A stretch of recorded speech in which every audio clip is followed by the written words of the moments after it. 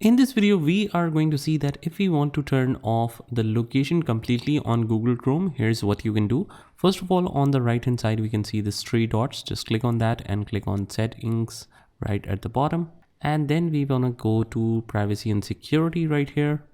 And after that, you can search for site settings, or otherwise just scroll down until you see this site settings, which is right below the security by the time you're watching this video.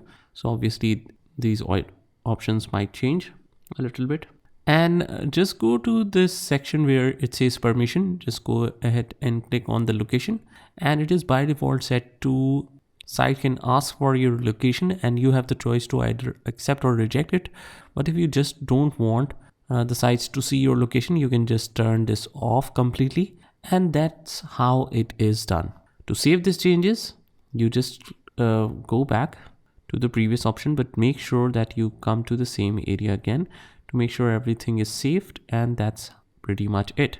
I hope you found this video helpful, and if you did, hit the like button and subscribe to our channel, and I will see you in the next one.